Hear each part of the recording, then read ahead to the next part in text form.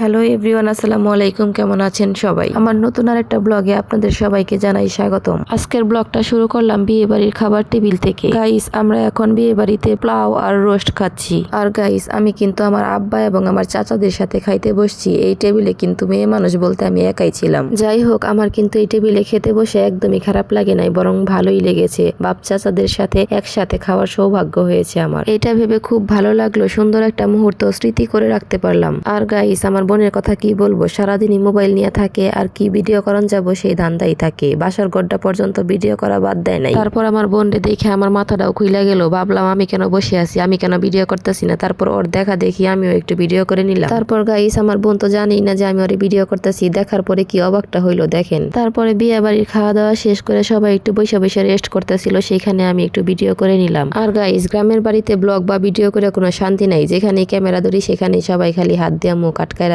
যাই হোক, আর ভিডিও করলাম না। ছেলের যন্ত্রণায় বিয়ে বাড়িতে বেশিক্ষণ টিকতে পারলাম না। তারপর খাওয়া দাওয়া শেষ করে আমার বাপ মা সবাই নিয়ে এখন চলে যাইতেছি বিয়ে বাড়ি ছেড়ে। তারপর গাইস, ছেলের জন্য তো বিয়ে বাড়িতে থাকতেই পারলাম না। ভাবছিলাম বাড়িতে গেলে মনে হয় ছেলে শান্ত হব, কিন্তু বাড়িতে যাওয়ার পরেও ছেলেকে শান্ত করতে পারলাম না। তা নাকি ঘোরা শেষ হয় নাই, সে আরো ঘুরতে যাবে। তারপর চিন্তায় তো মাথা শেষ, ছেলেকে নিয়ে কোথায় যাব। তারপর গেলাম একটু নতুন রাস্তায় হাঁটতে। এখানে ছেলেকে নিয়ে হাঁটতে গেছি। ছেলে তো এখানে সুতা দেখে আটকে গেছে, বলতেছে মা এগুলা কি। আমার তো পুরাই মাথা নষ্ট। ছেলেকে আমি এখন কি করে বুঝাবো এগুলা কি। হ্যাঁ, তো কোনোভাবে বুঝতেছে না এগুলা কি। আমারে বলে এগুলা তো শক্ত কেন। এইটুকু ছেলেরে কেমনে বুঝাই সুতা কেন শক্ত, এগুলা কেন শুকা দিছে। সে বলতেছে এগুলা ছিঁড়ে না কেন, কেন এগুলা শুকা দিয়ে রাখছে। এত প্রশ্নের উত্তর আমি কিভাবে দিব গাই। তারপর কত কিছু কইয়া পুলারে বুঝাইয়া টুজাইয়া এটা দিয়ে খেলা যায়, এটা অমুক তমুক এটা সেটা কইরা পুলারে শান্ত করিয়া এটা দিয়ে খেলার একটা অপশন খুঁজে দিলাম। দেখো এরকম করো বাঁকা হয়, এরকম করো বাঁকা হয়। তারপর ছেলে তো এগুলো নিয়ে খেলতেছিল। তার মাথার থেকে ঘুরতে যাওয়ার ভূত সরে গেছে। আমি এখন টেনশন মুক্ত। অবশেষে ছেলের মাথা থেকে ঘুরতে যাওয়ার ভূতটা সরাইতে পারছি। সে এখন সুতা নিয়ে খুবই ব্যস্ত।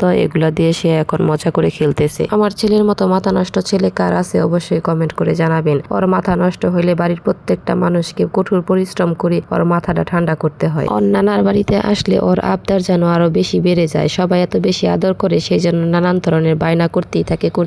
আর ওর নানান ধরনের আবদার দেখে আমার মাথায় প্রচন্ড গরম হয়ে যায়। তখন সবাই আবার আমাকে শান্ত করতে ব্যস্ত হয়ে যায়। বাপের বাড়িতে আইসা শান্তিতে থাকার থেকে অশান্তিতে বেশি থাকি আমি আমার ছেলের জন্য। এখন সন্ধ্যা হয়ে গেছে, আর বিয়ে বাড়িতে সন্ধ্যার সময় বাজি টাজি না ফাটাইলে কিন্তু একদমই জমে না। আর গাইস, একটা বাজি ফাটাইতে যাই আমি তো সেই লেভেলের ভয় পাইছিলাম। ভয়ে তো দেখেন আমি কেমন করে উড়াল দিলাম। আজকের ব্লগটা প্রায় শেষের দিকে। যারা পুরো ব্লগটা দেখছেন সবাইকে অনেক অনেক ধন্যবাদ। বিয়ে বাড়ির ব্লগটা শেষ করার আগে আমি বাড়ির লাইটিং গুলা দেখাই দিচ্ছি আপনাদেরকে, কিভাবে আমাদের বাড়িটা সাজানো হয়েছিল। বাড়ি সাজানো কেমন হয়েছিল অবশ্যই কমেন্ট বক্সে জানাই যাবেন। আজকের মতো এখানেই বিদায় নিচ্ছি। সবাই ভালো থাকবেন। আল্লাহ হাফেজ।